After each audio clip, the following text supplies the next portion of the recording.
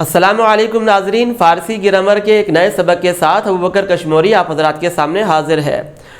گزشتہ سبق میں ہم نے آپ حضرات کو معرفہ کی پہلی قسم ضمیر کی تعریف اور اس کی قسمیں اور ان کا مکمل طریقہ استعمال تفصیل سے آپ حضرات کو بتایا تھا۔ آج کے اس سبق میں ہم آپ حضرات کو ضمیر سے متعلق مزید معلومات فراہم کریں گے تاکہ آپ کے لیے ضمیر کا ٹاپک سمجھنے میں آسانی ہو۔ تو آئیے دیکھتے ہیں۔ جس اسم کی طرف ضمیر لوٹائی جائے اسے مرجع کہتے ہیں، اور یہ یاد رکھیے گا کہ ضمیر اسم کی طرف لوٹائی جاتی ہے، اسے جس اسم کی طرف لوٹائی جائے اسے مرجع کہتے ہیں، اور مرجع ہمیشہ ضمیر سے پہلے آتا ہے، ٹھیک ہے۔ اور یہ ایک بات ہو گئی۔ دوسری یہ دیکھ لیں، اور ضمیر اگر لفظوں میں موجود ہو تو اسے بارز، اور اگر لفظوں میں موجود نہ ہو تو اسے مستتر کہتے ہیں۔ بارز کا مطلب ہے واضح، ظاہر، اور مستتر کا مطلب ہے چھپا ہوا۔ اب یہ پورا جو ہم نے آپ کو بتایا یہ مثالوں سے سمجھا رہے ہیں ہم آپ کو۔ احمد آمد او گفت کہ طعام بخور، ٹھیک ہے۔ احمد آیا، اس نے کہا کہ کھانا کھاؤ۔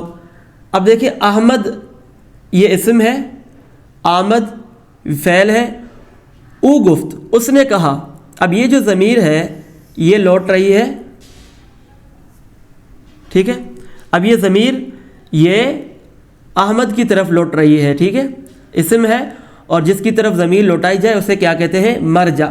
تو یہ ضمیر ہے اور یہ احمد ضمیر کا مرجع ہے۔ اچھا، اور یہ ضمیر بارز ہے، لفظوں میں موجود ہے، ٹھیک ہے۔ یہ ہو گیا ضمیر مرجع اور ضمیر بارز۔ او گفت کہ طعام بخور، طعام بخور، تو طعام بخور، تو یہاں پہ جو ہے تو ضمیر مستتر ہے، یعنی لفظوں میں موجود نہیں ہے، امر میں تو ضمیر مستتر ہوتی ہے، ٹھیک ہے۔ یہ ہو گیا۔ اچھا، مرجع ہمیشہ ضمیر سے پہلے آتا ہے، لیکن نظم میں ضمیر جو ہے کبھی مرجع سے پہلے لائی جاتی ہے۔ مثال دیکھیں، دامش مدے، اس شخص کو قرضہ مت دے، کے بے نماز ہست، وہ جو بے نمازی ہے۔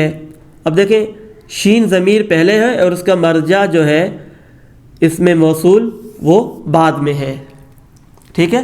تو نظم میں کبھی کبھار یہ ضمیر جو ہے وہ مرجع سے پہلے لائی جاتی ہے۔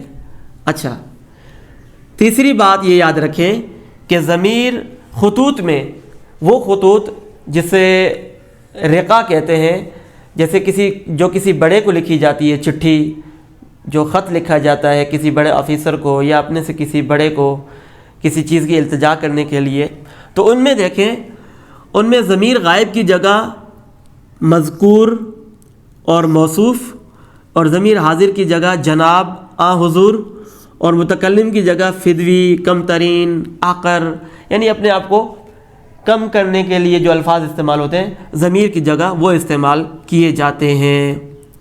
یہ ہو گیا۔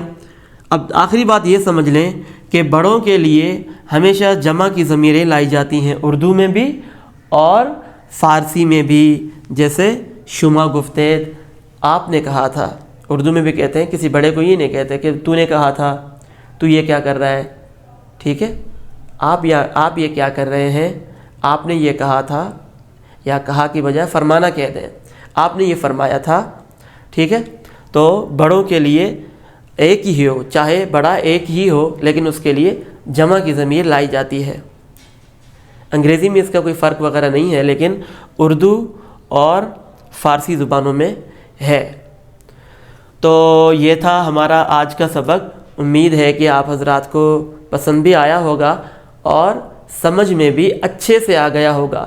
لیکن اگر پھر بھی آپ حضرات کو کچھ سمجھ میں نہیں آیا تو کامنٹ سیکشن میں ہم سے پوچھ بھی سکتے ہیں، کوئی پریشانی والی بات نہیں ہے۔ اگلی نشست میں ہم انشاءاللہ معرفہ کی دوسری قسم کے بارے میں آپ حضرات کو بتائیں گے۔ آپ حضرات ہمارے اس چینل کو سبسکرائب کریں تاکہ ہمارا ہر نیا سبق بر وقت آپ حضرات تک پہنچ سکے۔ اپنا خیال رکھیے گا۔ السلام علیکم ورحمۃ اللہ وبرکاتہ.